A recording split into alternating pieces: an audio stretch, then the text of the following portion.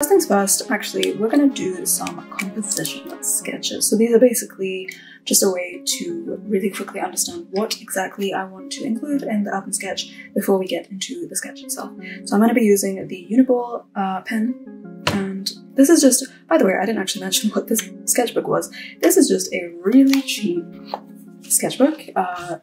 It's in Chinese, so I mean, you can tell, and it's got this little handle on it, which just goes to show that it is a kid's sketchbook. This is actually something that I got from kind of like a dollar store type of thing, and I wanted to use a really cheap sketchbook just to show you that you don't need really fancy materials.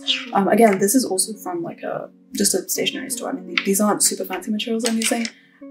These are pretty cheap drawing pens, so your supplies don't have to be really fancy, but I just wanted to show you an example of a sketch that I made with watercolor.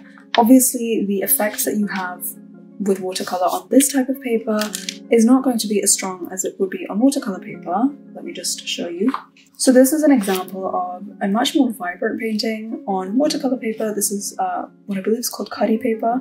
It's recycled paper, watercolor paper, and this is just normal watercolor paper. You can see the colors are a lot more vibrant, even just like comparing right here.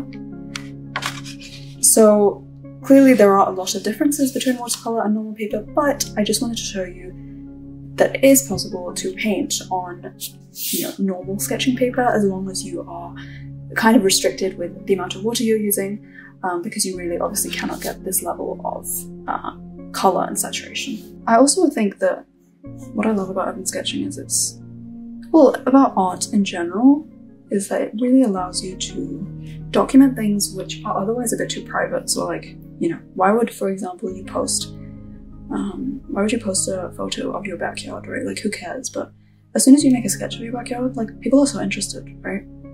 And I think that's what I really like about art, and particularly urban sketching, because you can make like a dumpster look really nice, you know?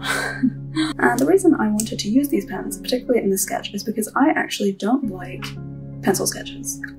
Especially, well, I do like pencil sketches on their own, but I mean underneath pen drawings. And the reason I feel that way is because I kind of think that they're a bit of a cop-out, because you can really easily erase them.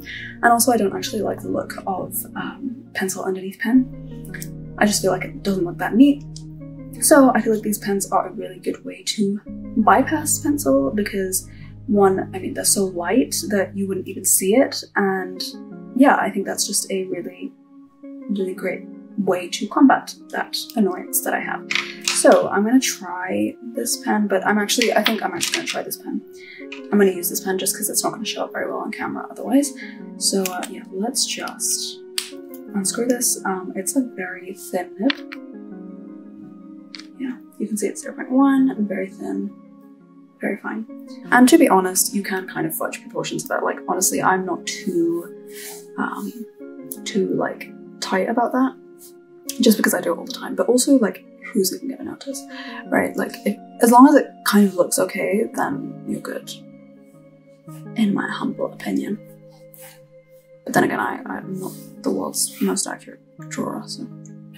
This is what I'm saying, like, minimalist guide to drawing, right? Like, there's no line erasing, there's nothing that's gonna, you know, take too much time.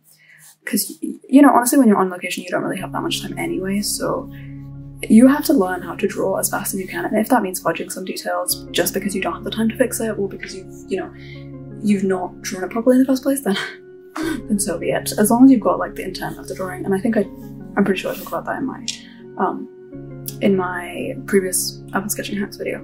I don't necessarily have like a way that I want people to read the drawing, but I definitely want this to be like a really strong curve or an L shape, and then this will be the second layer of information, and then this would be the third layer of information. So based on that, I'm kind of doing the details. And this is all like, I'm thinking of this as I go, right? Like, this is all kind of intuitive in my brain at this point. But because I'm making the video, obviously I'm being aware of these design choices that I'm making, which is something that you kind of hone over time, right? Like, you are able to make these split-second decisions as you draw and as you practice. Practice makes better. I wouldn't say perfect. Perfect is I don't know, is it really attainable?